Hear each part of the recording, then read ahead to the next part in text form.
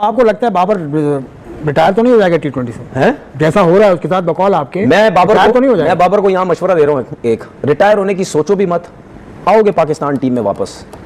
जो लोग आपको पीछे करना चाह रहे हैं आएंगे आप वापस, आओगे आप T20 क्रिकेट में ही आओगे वापस। नहीं। A few moments later. देखिए ये T20 स्क्वाड है, जिन लोगों का आप जिक्र कर रहे हैं वो अमूमन वनडे स्क्वाड में होते हैं, तो ये T20 स्क्वाड है।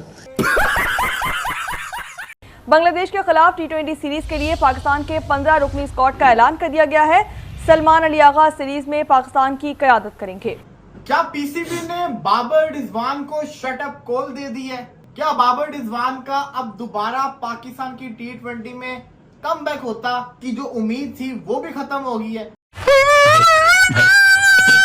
तब सबसे पहले तो इस पीसीबी के लिए तालियां, ठीक है। सबसे पहले तो मेरे ख्याल में चेयरमैन को भी बोलूं तो इसमें कोई गलत नहीं है, चेयरमैन के लिए भी तालियां। बोलने दे, तकलीफ हुआ है बेचारे को, बोल। हाँ। यार चेयरमैन को इतनी समझ नहीं है कि मेरे अंडर हो रहा है ये सब कुछ, ये कैसे हो रहा है? मुझे तो यार आपको मैं सही बात बताऊं, मुझे तो अब 100% यकीन होता जा रहा है कि चेयरमैन क्रिकेट बोर्ड को क्रिकेट की अलिफ बे नहीं पता। मैं आपको सही बता रहा हूं, मुझे अब 100% होता जा रहा है, क्योंकि जो फैसले उनसे लोग करवा रहे हैं या क्या कर रहे हैं, वो जो फैसले जो किए जा रहे हैं, इन चीजों से तो क्लियर एक चीज मुझे अब पता लगने लग गई कि भाई इस बंदे को कुछ पता नहीं है क्रिकेट के बारे में। जली ना, तेरी भी जली ना। से इस्तीफा दिया है, इतनी खूबसूरत टीम जो अनाउंस करके गए हैं, जो भयानक तरीके से हारती हुई चली ही आ रही है, उसके बाद बांग्लादेश से। इट इज माइंड बॉगलिंग क्या होता है पाकिस्तान क्रिकेट में। बासित भाई, जिस तरह वो चैंपियंस कप हुआ था ना, नया तजर्बा, ये भी नया तजर्बा था। अफसोस इस बात पे है, जब सवाल पूछा गया शाहिनशाह अफरीदी, बाबर आजम और रिजवान के लिए, तो उन्होंने पता क्या बोला, भाई ये T20 की टीम है, वो T20 नहीं खेलते। लेकिन इस तरह की हरकतों से, इस तरह की अप्रोच से, अनप्रोफेशनल एटीट्यूड से आप पूरी दुनिया में अपना मजाक उड़वा। सही पकड़े हैं। क्या शुभमन गिल जैसा प्लेयर हमारे पास है? क्या हमें कहीं नजर आता है?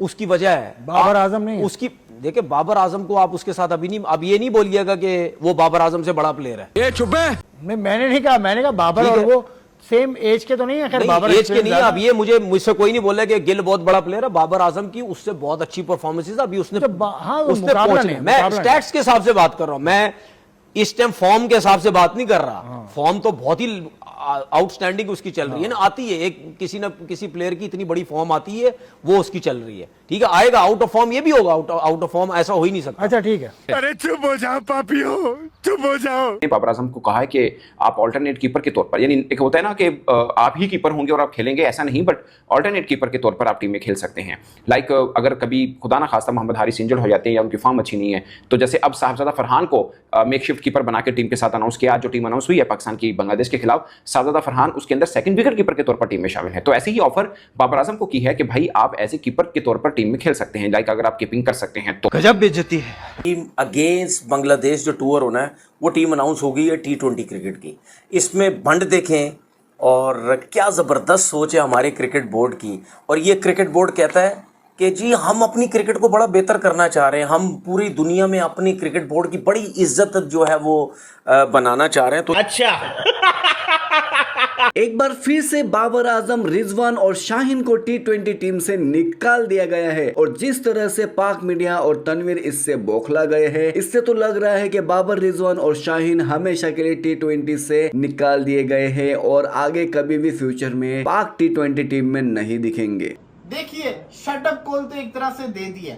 जब पीसीबी चेयरमैन के एडवाइजर आमिर मीर ये बोल दें कि वो ओडीआई प्लेयर है, दिस इज T20 टीम, इसका मतलब यही है कि उन्होंने क्लियर कर दिया है कि T20 टीम के अंदर ओडीआई प्लेयर नहीं आएंगे।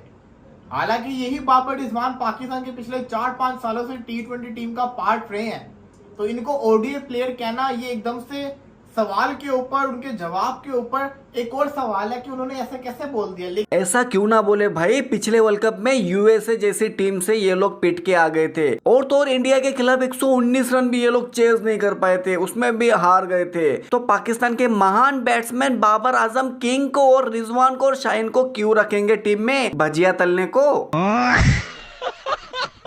ऐसा नहीं होता है कि पाकिस्तान टीम में आके आप किसी को बोलो विकेट कीपिंग, ये एक प्रॉपर एक शोबा है, एक जॉब है, ये आपको नीचे से करते हुए आनी चाहिए भाई। आपके मसल स्ट्रांग होते हैं, आपको आदत होती है, आपकी उसकी प्रैक्टिस होती है, आपको डाइवें मारनी पड़ती है, आपको कैचेस करने पड़ते। वैसे पीसीबी वालों को मानना पड़ेगा, वो बीसीसीआई से एक कदम आगे निकले। जैसे तनवीर अहमद कहता है ना कि बाबर आजम को बीबीएल में डायरेक्ट साइन किया है, डायरेक्ट। उन्होंने उसको डायरेक्ट साइन किया है। क्या डायरेक्ट साइन किया है?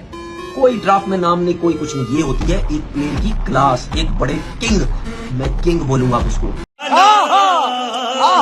यहाँ पर पीसीबी ने डायरेक्ट नहीं कैंसिल किया बाबर आजम को, इनडायरेक्ट किया है। कैसे कैसे? उनको भी पता है कि बाबर आजम सीधे कैच नहीं पकड़ सकते।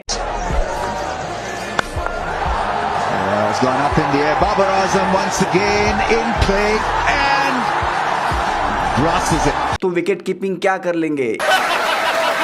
इसलिए उन्होंने शर्त रख दी है कि बाबर आजम को अगर टी20 टीम में आना है तो उनको पहले तो 150 की स्ट्राइक रेट से खेलना पड़ेगा, और दूसरी बात विकेट कीपर बनना पड़ेगा। इसलिए वो इनडायरेक्टली बोल रहे हैं कि तुम टी20 से निकल जाओ। देखिए जी, दीन हमारे लिए पहले है, दुनिया बाद में। अब हर कप टूर पे जब हम जाते हैं ना, तो हमारा एक मकसद होता है वहाँ पे जीत के आना। वर्ल्ड कप पे गए तो हमारा मकसद वर्ल्ड कप जीतना है, कप पे गए तो हमारा मकसद वर्ल्ड कप जीतना है। भाई तुमने कौन सा वर्ल्ड कप जीत लिया है हमको भी बता दो, क्योंकि जब भी आपको देखा है बांग्लादेश और अफगानिस्तान से हारते हुए देखा है। साउथ अफ्रीका सीरीज में जाते, साउथ अफ्रीका जिस मुल्क में जाते हैं, उसे मकसद होता है कि ये जीतना है। मगर दुनिया का मकसद तो ये नहीं है कि हम यहाँ पैसे कमाएं या बहुत सारी चीजें करें। दुनिया का मकसद में यही है कि अल्लाह के अहकामात को पूरा करें, नबी वसल्लम के तरीक़ों को जिंदा करें। ये दीन का, ये हमारी दुनिया का मकसद है। इसलिए दीन को हमेशा मैंने प्रायोरिटी भी कोशिश की है कि प्रायोरिटी पे रखूं, दुनिया को बाद में। अगर मेरी दीन की वजह से, मतलब दीन को नुकसान होता है दुनिया की वजह से, तो मैं कभी कंप्रोमाइज नहीं करता दुनिया पे। कोशिश करता हूँ, मैं कमजोर हूँ, इंसान हूँ, मगर मैं कोशिश करता हूँ कि दीन पहले और दुनिया बाद में। अरे कहना क्या चाहते हो? सवाल मेरा ये होता कि ऐसी कौन सी मुसीबत आ गई कि चले आपने चीफ सेलेक्टर नहीं रखा?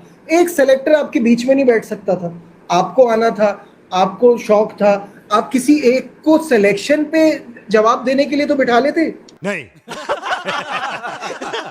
टीम अनाउंस की है, मतलब सबसे पहले तो इस पीसीबी के लिए तालियां, ठीक है। सबसे पहले तो मेरे ख्याल में चेयरमैन को भी बोलूं तो इसमें कोई गलत नहीं है, चेयरमैन के लिए भी तालियां। यार चेयरमैन को इतनी समझ नहीं है कि मेरे अंडर हो रहा है ये सब कुछ, ये कैसे हो रहा है? मुझे तो यार, आपको मैं सही बात बताऊं, मुझे तो अब 100% यकीन होता जा रहा है कि चेयरमैन क्रिकेट बोर्ड को क्रिकेट की अलिफ बे नहीं पता। भाई तुझे बहुत पता है, मुझे लगता है पूरे क्रिकेट का ज्ञान भाई तेरे को ये है। 5 टेस्ट मैच और 2 वनडे खेल के 20 रन बना के पूरे ब्रह्मांड के क्रिकेट का ज्ञान भाई तेरे पास ही है।